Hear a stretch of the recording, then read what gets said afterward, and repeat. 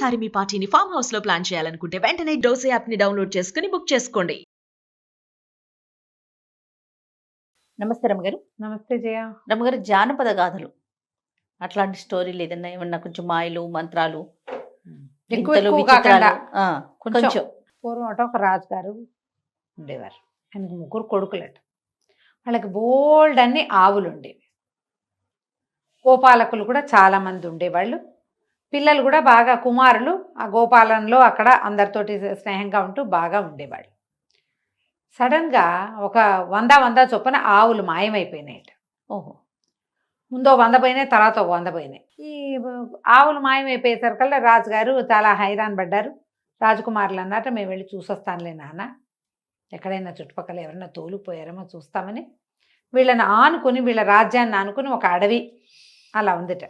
ఏ అడవిలోనో వేటకెళ్ళినప్పుడు తప్పిపోయినాయేమో చూసొస్తామని 3 రాజకుమారులు బయలుదేరి వెళ్ళారు.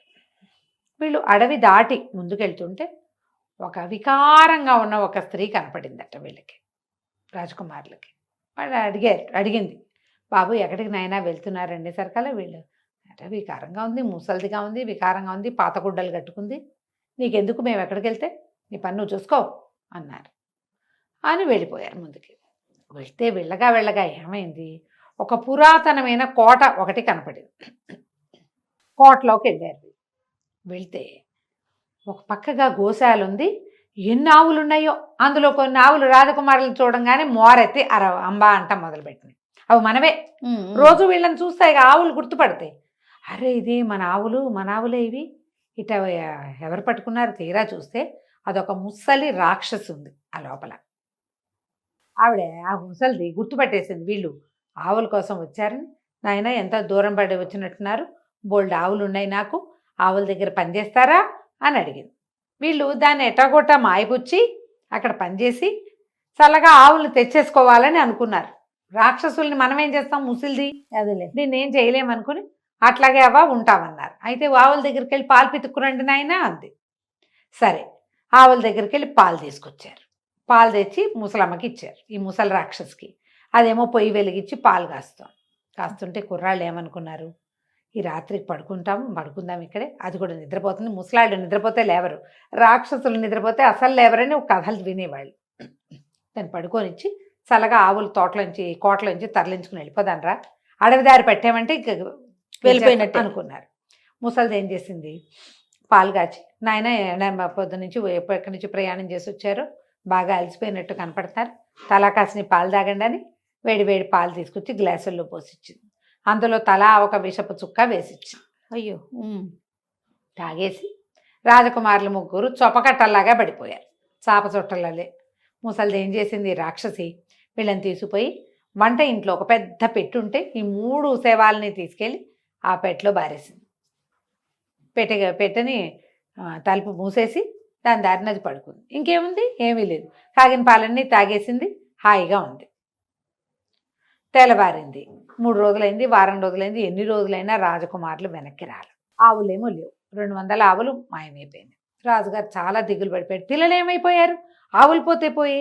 సరే, ఈ కుర్రాళ్ళు, ఈ ఆవులు కాచేవాళ్ళు చాలా మంది ఉంటారుగా, అందులో గోవిందుడు అనేవాడు మంచి యాక్టివ్, రాజకుమారులతో పరిచయం ఉంది వాడికి. వాడు ఏమన్నాడు, మహారాజా నేను వెళ్ళి చూసొస్తాలేండి, మీరు టెన్షన్ పడవాకండి అని చెప్పాడు. కుర్రాడు బయలుదేరి వెళ్ళాడు. వీడు గోవులు కాసే కుర్రాడంటే ఏదో మామూలు బట్టలతోటి ఉంటాడు. వాడు వస్తుంటే మళ్ళీ వీడికి ఒక వికారమైన స్త్రీ ముసలమ్మ కనపడేసరికల్లా, ఓరు నాయన ఎవర్రా నువ్వు, ఒక్కడిగా వెళ్తున్నావు అని అడిగేసరికల్లా, ఏం చెప్పనత్త, రాజుగారి అబ్బాయిలు కనపడలేదు, 200 ఆవులు పోయినాయి, వాటి కోసం వెతుకుంటూ 3 అబ్బాయిలు వచ్చారు, అందుకని నేను కూడా వాళ్ళని వెతకడానికి వచ్చాను, రాజుగారు దిగులు పడిపోయి ఉన్నారు, రాజ్యం అంతా అల్లకల్లోలంగా ఉంది అన్నాడు. అనేసరికల్లా, ఓహో వాళ్ళు 3 రాజకుమారులా అంది. నువ్వు చూసావా అవ్వా అన్నాడు. చూడకేనరా, నేను ఇట్లాగే అడిగాను, వాళ్ళేమో సమాధానం చెప్పకుండా పొమ్మన్నారు, లేకపోతే అప్పుడే చెప్పేదాన్ని. ఒక ముసలి రాక్షసి ఈ ఆవుల్ని పట్టుకుపోయింది, దానికి మా చెల్లెలు సహాయం చేసింది, అది దాని పని అయిపోయాక మా చెల్లెల్ని చంపేసింది. ఈ రాజకుమారులు వెళ్ళేటప్పుడే కనుక నాకు చెప్పుంటే ఆ రాక్షసుని మట్టు పెట్టే ఉపాయం చెప్పేదాన్ని అనగానే కుర్రాడు ఆశ్చర్యపోయాడు. మీ చెల్లెలు ఎందుకు సాయం చేసింది? ఏం చెప్పను, మా చెల్లెలు ఒక మంత్రగత్తె, అది ఆవుల్ని మాయం చేయగలదు. ఈ ముసలి రాక్షసి వేటాడడం దానివల్ల కావటల్లా, దానికి ఆహారం సంపాదించుకునే సత్తా లేదు. ఆవు పాలు దాగి బతుకుతుంది. దానికి రాక్షసి కదా, ఓ 2 ఆవులు 3 ఆవులు చాలు, 100 ఆవులైనా కావాలి. ఒక 100 పాలిస్తే ఇంకో 100 ఈత మోస్తూ ఉంటాయి, పిల్లల్ని మోస్తాయి. మళ్ళీ ఇవి కడుపుతో ఉన్నప్పుడు అవి పాలిస్తాయి. అందుకని 200 తెచ్చింది. ఓహో. కానీ తన పని అయిపోయాక మా చెల్లెల్ని చంపేసింది. నేను ముసల్దాన్ని అయిపోయి నాకు మాయమంత్రాల శక్తులన్నీ పోయినాయి. ఎవరైనా కుర్రాడు దొరికితే ఉపాయం చెప్పి ఆ రాక్షసిని మట్టు పెడదామన్న ఐడియాలో ఉన్నా అనేసరికల్ కుర్రాడు అన్నాడు, అవ్వ అవ్వ అదేమిటో చెప్పు నాకు. రాజకుమారుడు లేకపోతే మా రాజ్యం తలకిందులైపోయింది. రాజుగారు చాలా దిగులు పడి ఉన్నాడు. అంటే అవ్వ ఏం చేసింది, ఓ పండు ఇచ్చింది. ఈ పండు దగ్గర పెట్టుకో, ఇది నీకు అవసరమైనప్పుడు సహాయం చేస్తుంది. నీకు దీంతో పని లేనప్పుడు ఈ పండు కోసేసి లోపల విత్తనం ఉంటుంది, దాన్ని అరగదీస్తే గంధం వస్తుంది. చచ్చిపోయిన వాళ్ళ మీద ఆ గంధం అంటించావంటే వాళ్ళు బతికొస్తారు. అక్కడి నుంచి 3 రాళ్ళు ఇచ్చింది. ఇవి నువ్వు ఏం అవ్వమంటే అవి అవుతాయి. ఓ. అవసరమైనప్పుడు వాడుకోమని 3 రాళ్ళు ఆ పండు ఇచ్చి పంపించింది. ఈ గోవిందుడు నడుచుకుంటూ పోయాడు. ఇవి దాచుకున్నాడు. వాడికి కోట కనపడింది. అంబారవాళ్ళు వినపడుతున్నాయి లోపల నుంచి. ఓహో, మన ఆవులు ఇక్కడే ఉన్నాయి. సరే కోట దాకా వెళ్ళాడు. ఆవులన్నీ వీడిని చూసి అరిచి, సరే వీడికి ఏమనిపించింది, రాజకుమారులు లోపలికి కూడా వచ్చే ఉంటారు. చూస్తే ఆ ముసలి రాక్షసి కనపడింది. ఆవిడ తెలిసింది వీడు ఆవుల కోసం వచ్చాడు. పైగా ఈ గొడ్లు తోలే వాళ్ళదే ఒక ప్రత్యేకమైన పందా ఉంటుంది, పంచ కట్టుకోవడం, తలకి ఇది కట్టుకోవడం, కర్ర పట్టుకోవడం తెలిసింది. ఆవుల కోసమే వచ్చాడని, సరే బాబు భలేవా సహాయం చేయటానికి బాగా వచ్చావురా, ఆవులు తోలుతావా రోజు మా దగ్గర అని అడిగింది. ఒప్పుకున్నాడు. సరే పాలు కాచి పట్టుకొస్తా ఉండని పాలు కాచి పట్టుకొచ్చింది. పాలల్లో ఒక విషపు చుక్క వేసి ఇచ్చింది. ఈ పండు దీంతో దట్టిలో పెట్టుకున్నట్టు కదా, తాక్కో చస్తావు, అందులో విషం ఉందని చెప్పింది పండు. ఓ. ఆ పండే మాట్లాడింది. వాడు పాలు తాగల. ఆవిడ అటు వెళ్ళటం చూసి చటుక్కని పారబోసేసాడు. చూసింది కానీ ఇంకేం చేస్తుంది. సరే వీడేమో పడిపోలా, తిరుగుతున్నాడు అటు ఇటు. వీడు గట్టి పిండంలా ఉన్నాడే అని ఏం చేసింది, ఒక పక్క చూపించి, అబ్బాయి వెళ్ళి ఆ పక్క మీద పడుకోరా, పడుకుంటా లేవా అన్నాడు. దాని దాకా వెళ్తే ఆ పండు మళ్ళీ చెప్పింది, పడుకోకు చస్తావు నువ్వని. అదొక కందకం మీద ఏర్పాటు చేస్తుంది. ఆ పక్క మీద పడుకుంటే మరుక్షణం అది పోయి గోతులో పడతాడు వాడు. ఓహో, నేను పడుకుంటానవా, కొంచెం కాళ్ళు నొప్పులుగా ఉన్నాయి, కొద్ది కాళ్ళు సవర తీసుకుని పడుకుంటాను, నువ్వు పాలు దాగి పడుకో, నువ్వు పాలు దాగి పడుకో అంటే ఆ ముసలిది బాగా పాలు తాగేస్తుంది బోల్డన్ని. తాగిన మరుక్షణం నిద్రపోతుంది. సరే పడుకుంది. వీడేం చేశాడు, ఆ పక్క మీద పడుకోకుండా కోటంతా గాలించుకుంటూ వచ్చాడు. ఓ పక్క నుంచి మొదలుపెట్టి ఎక్కడ 3 మనుషుల్ని దాచిపెట్టచ్చో చూడడం మొదలుపెట్టాడు. ఒక పెద్ద పెట్టు ఉంది వంటింట్లో. వంటిళ్లలో పెట్టెలు పెట్టుకుంటారా ఎవరైనా? చూసి ఈ పెట్టులో ఏముందో చూసేసరికల్లా 3 రాజకుమారుల శవాలు అందులో ఉన్నాయి. ఓరు నాయన, 3ని చంపేసిందని ఈ పండుతో మన పని అయిపోయింది, ఈ రాత్రికి వెళ్ళిపోతాం మనం, రాక్షసు పడుకుంటే లేవదు అని చెప్పి ఆ పండు కోసేసాడు. కోసేసే విత్తనం తీసి అక్కడ వంటిల్లు కదా, అక్కడ సాన్రాయి, సన్నికల్లు, రోలు ఉన్నాయి. దాని మీద అరగదీసి ఆ గంధాన్ని తీసి బొట్లుగా పెట్టాడు. 3 రాజకుమారులు కళ్ళలో నుంచి లేచినట్టు లేచి వచ్చారు. ఊరిని గోవిందరా నువ్వెలా వచ్చావురా అన్నారు. మీకోసం వచ్చానండి, ఇదిగో ఇటేటా జరిగింది, పదండి మనం వెళ్ళిపోదాం, ఆవులను తోలుకెళ్ళిపోదామని ఈ రాక్షసు నిద్రపోతూ ఉండగానే ఆ మొత్తం 200 ఆవుల్ని బయటకు తోలుకొచ్చేసారు.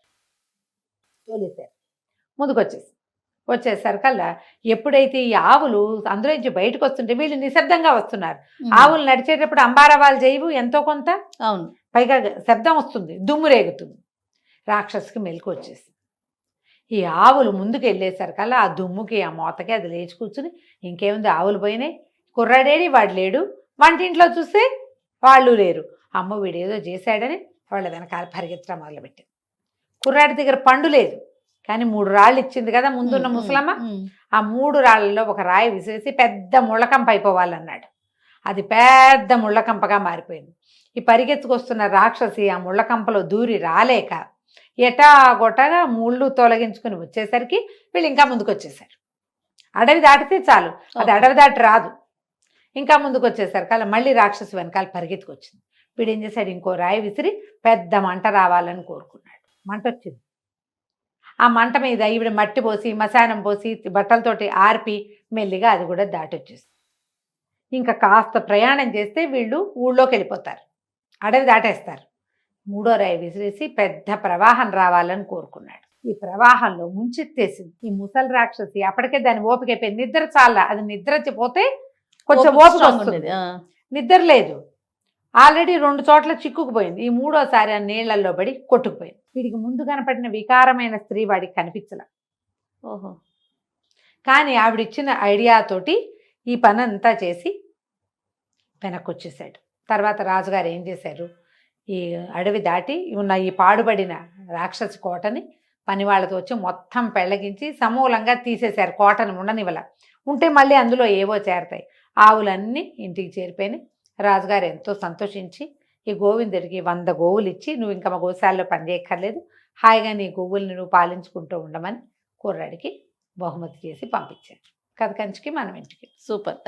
నమస్తే రమ్య. నమస్తే జయ.